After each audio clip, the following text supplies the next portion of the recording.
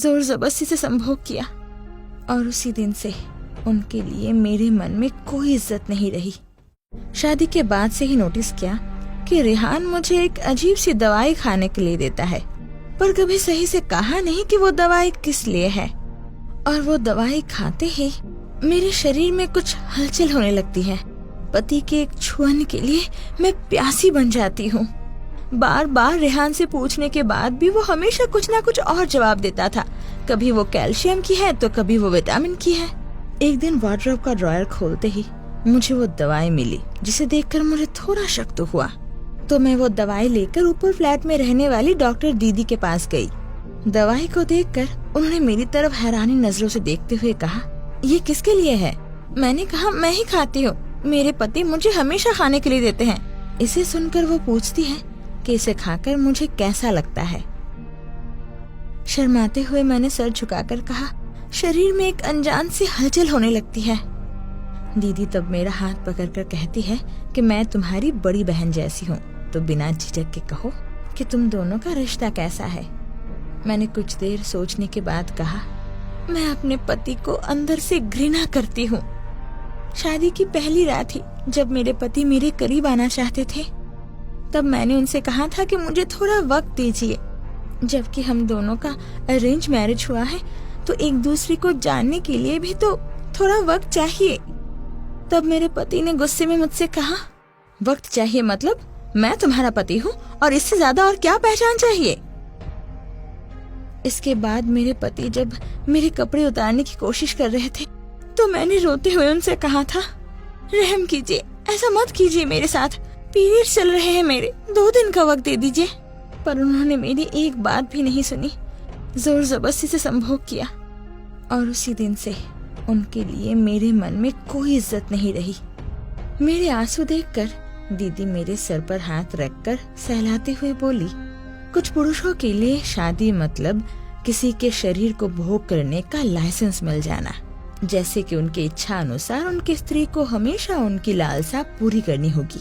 पर पति को भी पत्नी के सुख सुविधाओं का ख्याल रखना होगा। तुम्हारे पति तुम्हें बिना बताए ही ये दवाई रोज तुम्हें पिलाते रहे हैं, ताकि तुम्हें आसानी से करीब पा सके।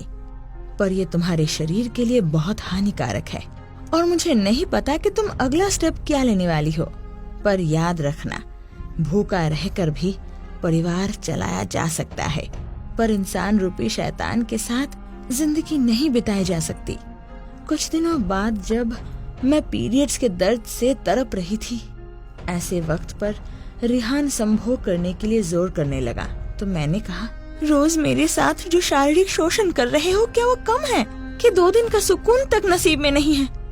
मुझे पीरियड्स है और नहीं तो क्या रोज की तरह मुझे दवाई पिलाकर मेरे साथ संभोग करने की कोशिश करोगे? इस बात को सुनकर रेहान गुस्से में मुझसे कहा, शारीरिक शोषण करता हूँ मतलब? मैं तुम्हारा पति हूँ, संभोग करने से तुम मुझे रोक नहीं सकती हो।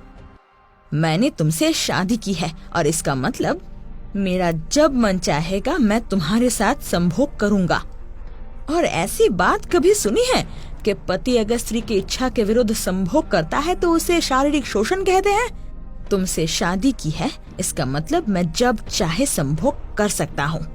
वैवाहिक जीवन में स्त्री के ना चाहने पर भी संभोग को शारीरिक शोषण नहीं कहते हैं।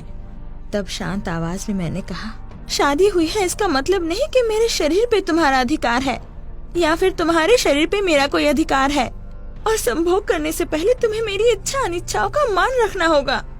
मेरी बातों से गुस्से में आकर रेहान ने मुझे कस के थप्पड़ मारा। तब मैंने वार्डरोब खोलकर उस दवाई को उसके हाथ में देते हुए कहा, इस दवाई को खाकर जाओ किसी वेश्या के पास जाओ, पर मेरे पास नहीं। इंसान कितना नीचे गिर सकता है कि अपनी लालसा पूरी करने के लिए स्त्री की इच्छा विरुद्ध उसे ऐसी दवाई पिला सकता है। पीरियड्स तक को नहीं छोड़ता। आज के बाद से तो जैसे शैतान के साथ मेरा कोई रिश्ता नहीं। और उस दिन ही एक वस्त्र में मैंने उनका घर छोड़ दिया और निकल पड़ी अपनी पहचान बनाने। हमारे देश में ऐसी कई घटनाएं घटती हैं जहाँ कुछ लोग विरोध तो कर पाते हैं, पर ज्यादातर समाज के डर से चुप रह जाते हैं।